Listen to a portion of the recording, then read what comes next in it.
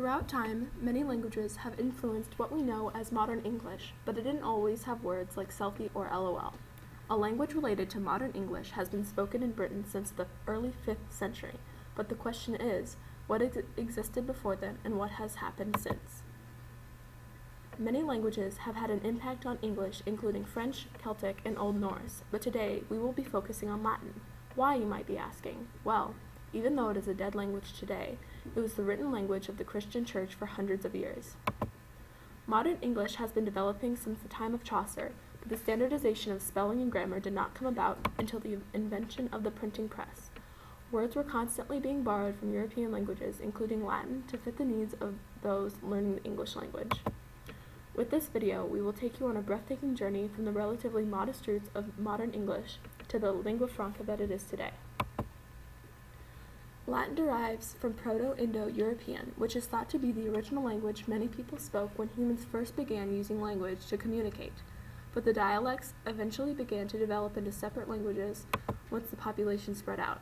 Here you can see Latin on the second tier of the family tree, with the modern languages of French, Spanish, Catalan, Portuguese, Italian, and Romanian branching off of it.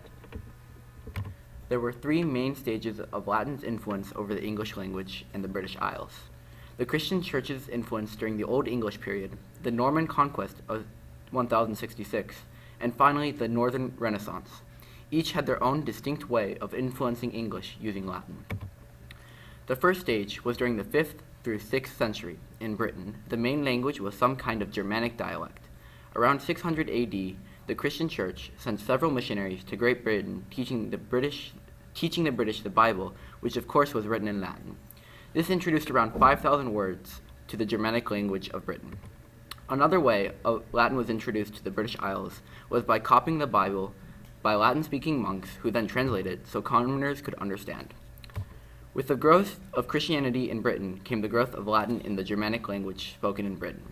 However, with the oncoming Dark Ages, many Latin words started to fall out of the lexicon of the Old English commoner, and as a result did not survive into the Middle English period. The next time period of Latin's influence over English is the Norman conquest of Great Britain. The Normans are descendants of Vikings and Romanicized Gauls who lived in the French area of Normandy. When the Normans conquered in 1066, they gave England a two-tiered society with an aristocracy that spoke an Anglo-Norman language and a lower working class that spoke English.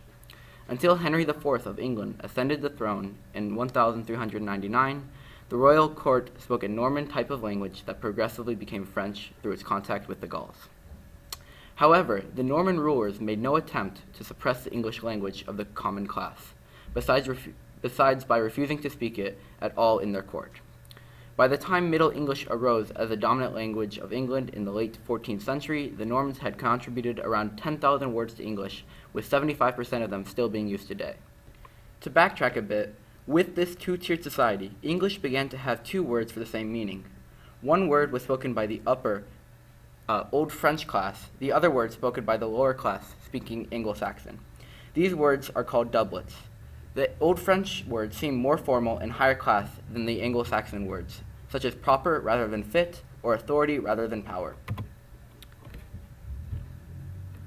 Also, continued use of Latin by the church centers brought a steady, though dramatically increased influx of new Latin vocabulary learning.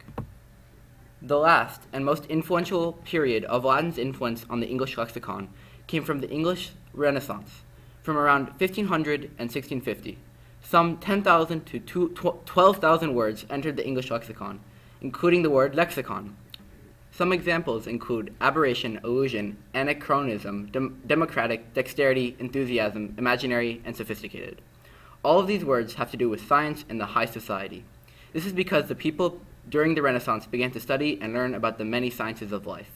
They also began to study the so-called best civilization of mankind, or the Roman Empire, trying to model after them. Many of these words were borrowed directly from Latin, both in its classical and medieval forms. However, the historical context and reasons why Latin words were borrowed and adopted into English varies quite a bit from how and why French and Viking words were taken into English. Latin had a big role in recording written records, the history of Christianity, and new scientific and technological discoveries throughout the ages. The French adoption revolved more around communication than what Latin was used for. At the time, in 1204 CE, speaking English was considered prestigious. There were many new people, rich and poor, who were migrating into the British Isles and spoke French as their main language. To feel superior and distinguish themselves from the rest of the immigrants, the wealthy began to learn English. Some words weren't able to be understood by the French speakers, and modifications were made to make those words easier to understand.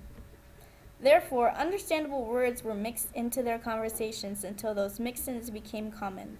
In order for the low-class French-speaking people and the high-class English-speaking people to talk to one another and be understood, a new version of English was unintentionally developed.